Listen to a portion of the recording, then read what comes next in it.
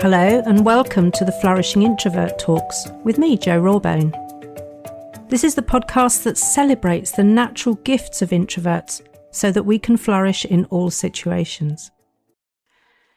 Episode 319, Quiet Authority of Inclusive Decisions.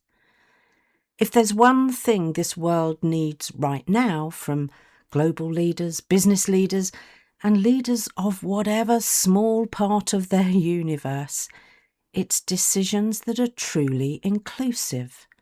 And one thing I have absolute faith in is that those of us who demonstrate quiet authority, rather than the performative table-thumping, don't you know who I am type of leadership, are well suited to inclusive decision-making. And I can't stress enough how important this is, and this episode also comes with a safety warning, because overdone is as bad as underdone. Overdone is slow, risks missing crucial timelines and frustrates those who are ready to take action. Underdone, well, we're witnessing the chaos created by underdone, rash decisions with no thought-through outcomes and scant regard for the consequences. So we're looking for the Goldilocks factor again. Not too much, not too little, just right. And that just right is not fixed. There's no blueprint that can be applied universally because it is context dependent. So I can understand why it's all too easy to get wrong.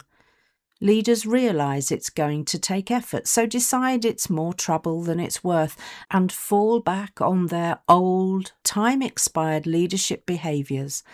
Let the blundering begin.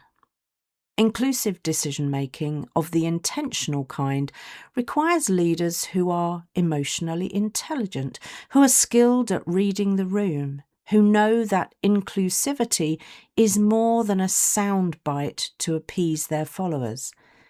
This is not about being nice or soft, it's about being wise. It's knowing how to co-create psychological safety so that people feel able to share their views and participate in the process. And the good news for we introverts is that it's not about bigger, noisier, longer meetings, which frankly most people dread and which actually undermine inclusive decision-making. Now, my background, following on from my engineering experience, includes being involved in the rollout of total quality management, so I could bombard you with umpteen decision-making tools and techniques, and they still have their place. But this episode is not about that. It's about how we bring the humanity, the kindness and the respect back into the process, whilst also reaching sound outcomes. This is the essence of inclusive decision-making in my mind, and yes, kindness has a huge place in leadership despite what many current role models are displaying. Here's the thing that people often get wrong though. They think inclusive decision-making means involving everyone in the process. It doesn't, and that is frankly impractical more often than not. The worst case I was involved in brought together a whole host of people to brainstorm and problem solve a way forward, yet when we presented our recommendations, it turned out the decision had already been made.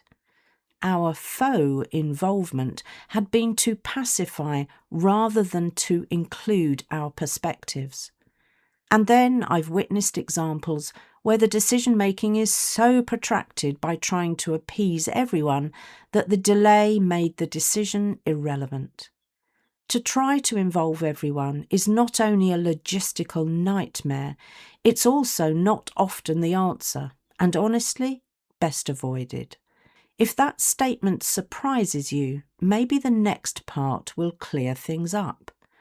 Inclusive decision-making is making decisions with everyone in mind as opposed to involving everyone. Makes sense now, right? And that's still quite a tall order, but nowhere near as daunting as trying to get everyone involved. To consider everyone is a leadership discipline, and like any discipline, can be improved with time and commitment. So the reality is, you have to want to practice inclusive decision-making for it to happen consistently.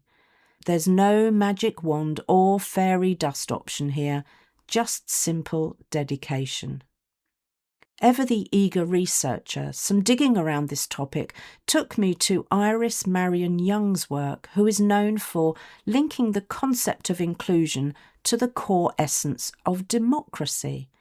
And at its best, that surely is inclusive decision-making in action. She states that fair decision-making requires the representation of perspectives, not just people. So we don't need everyone in the room, but we absolutely need their realities reflected. Oh, how this approach would benefit global politics right now, but the ageing egomaniacs would never allow that. It would threaten their concept of power and leadership too much. I'm not going to get overly political here though, so let's narrow the focus a little. Here's what representation of perspectives means for managers and leaders in business. They need to know their people well enough at a human level to know their opinions, hopes and fears, not just know them at a superficial, functional, transactional level. How often do we take the time to ask what our people's perspective is though? I'll venture rarely to never. Don't have time for that, we say to ourselves. Work to be done, targets to crush, boxes to tick. I'm not naive enough to ignore that there will always be pressures to deliver, but honestly, have you considered or maybe experienced the cost of selfish, myopic, inconsiderate decision-making? I have, and the price is extortionate. Now, knowing introverts as I do, getting to know people can be where it gets tricky, especially for those who stand steadfastly behind the "I hate small talk" banner. I've said it before and I'll say it again.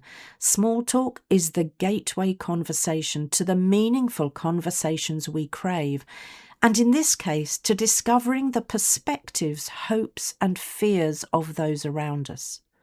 Don't get me wrong, I dislike banal small talk as much as the next introvert, if that's all there is. But I know how to use it as an opener, so it's those techniques that I share with my clients. And it's the tiny bits of small talk that build bridges and open the doors, enabling us to get to know our people better. I have a personal success measure that works pretty well for me. I know when a decision is truly inclusive because I don't have to shout about it and bully people into submission.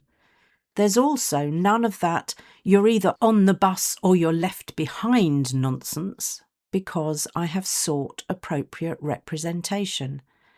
There's no need for the ultimatums that leave people no choice, because they should always have choice and feel sufficiently safe psychologically to exercise that choice. So synthesizing much of what I've found during my research and through my own and my clients' experiences, it seems that there is a fairly neat model we can apply here.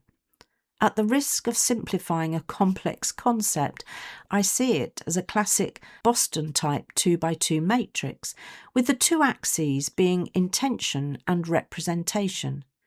The sweet spot is clearly where high and meaningful intention meets high and meaningful representation. And yes, the meaningful is significant in both cases. It takes an individual with all of the skills and qualities previously mentioned to action the nuances within this matrix according to each situation. And they are all skills that can be developed if the appetite is there. Some of them seem to be the natural territory of introverted leaders who epitomise quiet authority, so I really believe we have a head start. So I ask you, who would you rather be led by? A leader who makes decisions mostly to suit themselves and to their advantage, or a leader who knows how and when to consider the perspectives of others, especially those at the sharp end? I know which I'd rather have, and the inclusive decision makers are those whose loyal followers stay with them for the right reasons. I invite you to be that kind of inclusive leader. If you enjoyed this episode as much as I did, then please subscribe, rate us and leave a comment, because we know that helps other people find the podcast. And if other people find us, other introverts can flourish. You are listening to an Intentional Media Production podcast.